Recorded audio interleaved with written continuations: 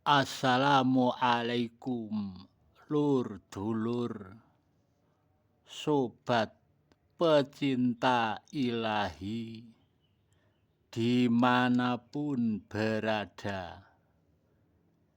Ilmu laku, ilmu iku lelakone, lakune kanthi laku. Ilmu wis dadi laku.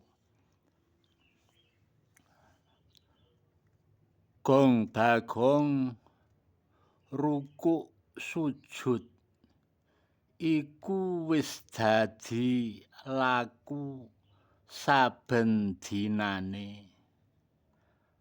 Salat, ngaji, nyambut gawe iku wis dadi laku saben dinane.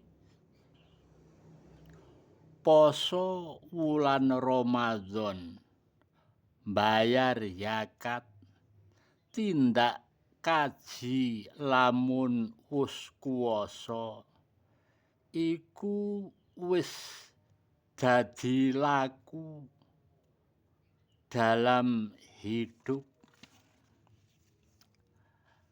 Mbekteni wong tuwa, anak, bojo, keluarga iku wis dadi laku saben dinane.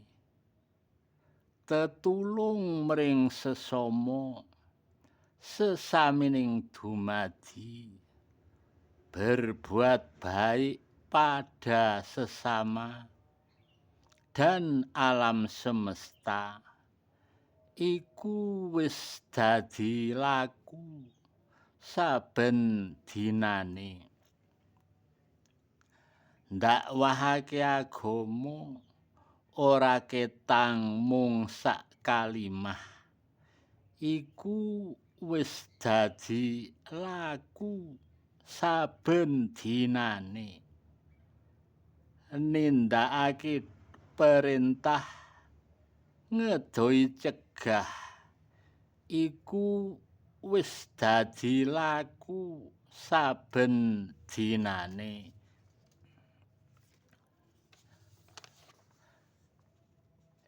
Iya Kang, ilmu laku, ilmu iku dilakoni, ilmu iku lakune kanthi laku.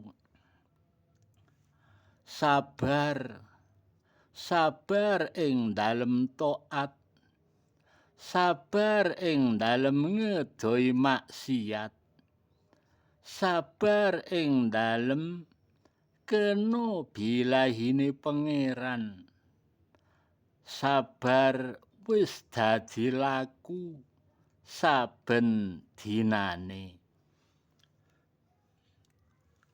Mujahadah artine nemen-nemeni sing sapa temen bakal temenan, sing sapa tekun bakal tekan. Temen tekun jujur wis dadi laku saben dinane.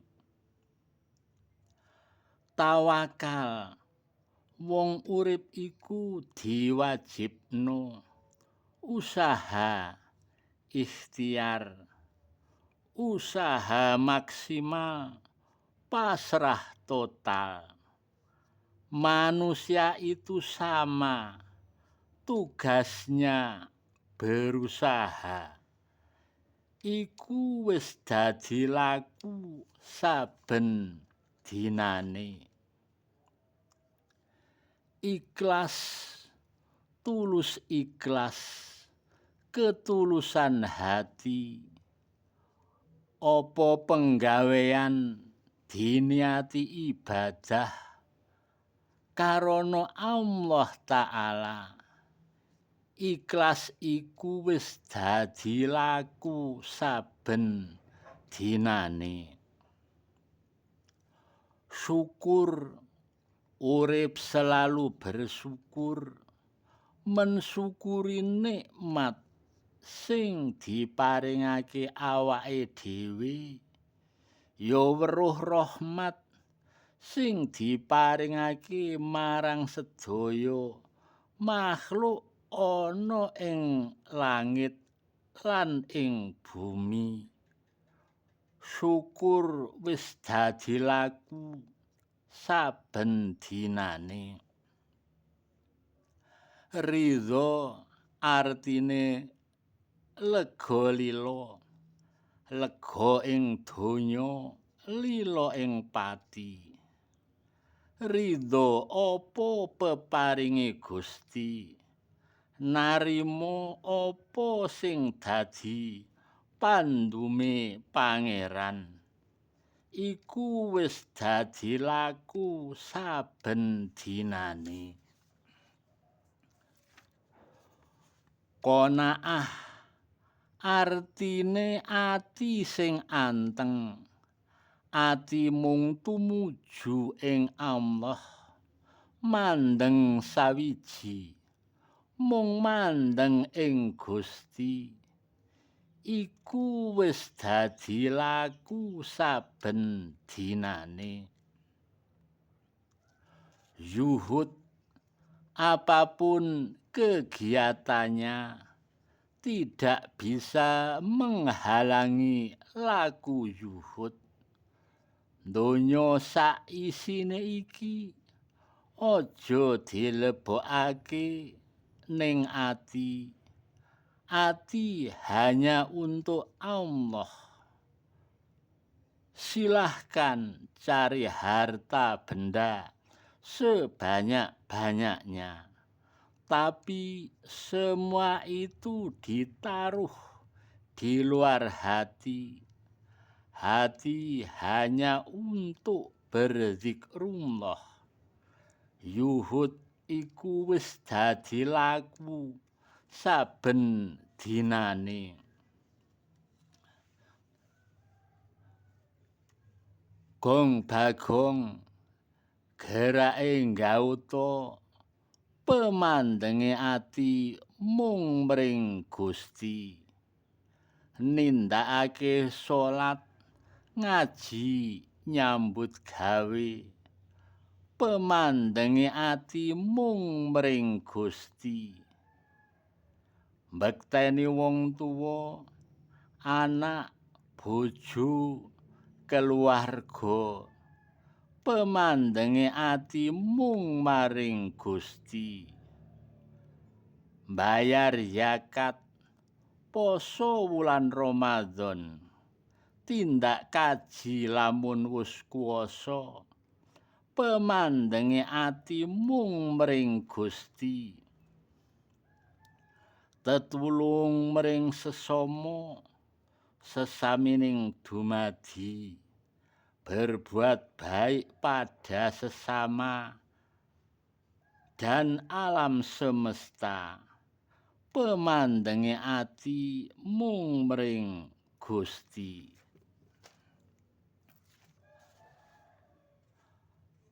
Ana ndakwahake agama ora ketang mung sak kalimah, pemandenge ati mung mring Gusti. Nindakake perintah, ngedoi cegah, pemandenge ati mung mring Gusti. Kabeh gerake nggauta, pemandenge ati mung mring Gusti. Iku wis dadi laku saben dinane. Tonton terus semua video, mbok menawa ana manfaate dalam hidup dan kehidupan ini. Mohon maaf kalau ada tutur kata yang kurang berkenan di hati dulur-dulur semua. Terima kasih. Wassalamu alaikum warahmatullahi wabarakatuh.